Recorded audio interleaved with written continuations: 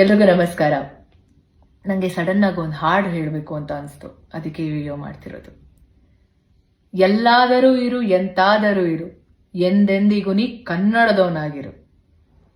ನಾನು ಯಾಕೆ ಈ ಮಾತು ಹೇಳ್ತಿದ್ದೀನಿ, ಯಾಕೆ ಈ ಹಾಡು ಹೇಳ್ತಿದ್ದೀನಿ ಅಂತ ನಿಮ್ಗೆಲ್ರಿಗೂ ಗೊತ್ತಾಗಿದೆ ಅನ್ಸುತ್ತೆ. ಕನ್ನಡ, ಕರ್ನಾಟಕ ಅಂತ ಬಂದ್ರೆ ಪ್ರತಿಯೊಬ್ಬ ಕನ್ನಡಿಗನಿಗೂ ಇಟ್ಸ್ ಅನ್ ಇಮೋಷನ್. ಹಾಗೇನೆ ನಮ್ಮ ಭಾಷೆ ಬಗ್ಗೆ, ನಮ್ಮ ಕನ್ನಡ ಭಾಷೆ ಬಗ್ಗೆ ಯಾರಾದರೂ ಒಬ್ರು ಟೀಕೆ ಮಾಡ್ತಿದ್ದಾರೆ ಅಂತ ಅಂದಾಗ ಸುಮ್ಮನೆ ಅಂತೂ ಕೂರಕ್ಕಾಗಲ್ಲ ಅಲ್ವಾ.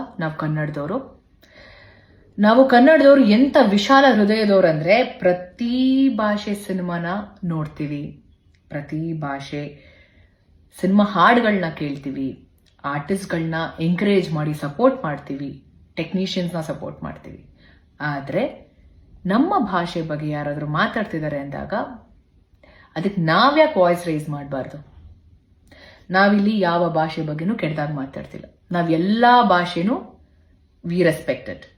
ಬಟ್ ನಮ್ಮ ಭಾಷೆ, ನಮ್ಮ ಕನ್ನಡ ಭಾಷೆ ಬಗ್ಗೆ ಯಾರಾದರೂ ಮಾತಾಡ್ತಿದ್ದಾರೆ ಅಂದಾಗ ನಾವು ಕನ್ನಡಿಗರಾಗಿ we have to stand for it. ನಂಗೆ ಇನ್ನೊಂದು ನಮ್ಮ ಭಾಷೆಲೆ ನಮ್ಮ ಕನ್ನಡದ ಹಾಡು ಇನ್ನೊಂದು ಹಾಕೋಕ್ ಬರ್ತಿದೆ. ದೊಡ್ಡವರಲ್ಲ ಜಾಣರಲ್ಲ, ಚಿಕ್ಕವರಲ್ಲ ಕೋಣರಲ್ಲ ಅಂತ. ಚಿಕ್ಕವ್ರು ತಪ್ಪು ಮಾಡಿದ ತಕ್ಷಣ ಸಾರಿ ಕೇಳೋವರೆಗೂ ಬಿಡಲ್ಲ ದೊಡ್ಡವರು. ಆದ್ರೆ ದೊಡ್ಡವ್ರು ತಪ್ಪು ಮಾಡಿದ್ರೆ, ತಪ್ಪು ಮಾಡಾದ್ಮೇಲೆ ಕ್ಷಮೆ ಕೇಳೋದ್ರಲ್ಲಿ ಏನ್ ತಪ್ಪಿದೆ? ಕನ್ನಡನ ಸರಿಯಾಗಿ ಮಾತಾಡದೇ ಇರೋರ್ನ ನಾವು ಹೀಗಲ್ಲ ಹೀಗೆ ಕನ್ನಡ ಮಾತಾಡೋದು ಅಂತ ತಿಳಿಸ್ತೀವಲ್ಲ, ಕಲಿಸ್ತೀವಿ ಆಕ್ಚುಲಿ.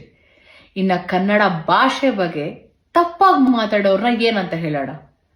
ನವೆಂಬರ್ 1ನೇ ತಾರೀಕು ಕನ್ನಡ ರಾಜ್ಯೋತ್ಸವ ಸೆಲೆಬ್ರೇಟ್ ಮಾಡ್ತೀವಿ. ನಾವ್ ಎಲ್ರೂ ಸಹ ಪ್ರತಿಯೊಬ್ಬ ಕನ್ನಡಿಗ ಅವರವರ ಸೋಷಿಯಲ್ ಮೀಡಿಯಾ ಪ್ಲಾಟ್ಫಾರ್ಮ್ ಅಲ್ಲಿ ಅವರವರ ಪ್ರೀತಿನ, ಅವರ ಅಭಿಮಾನನ ತುಂಬಾ ಚೆನ್ನಾಗಿ ವ್ಯಕ್ತಪಡಿಸ್ತೀವಿ.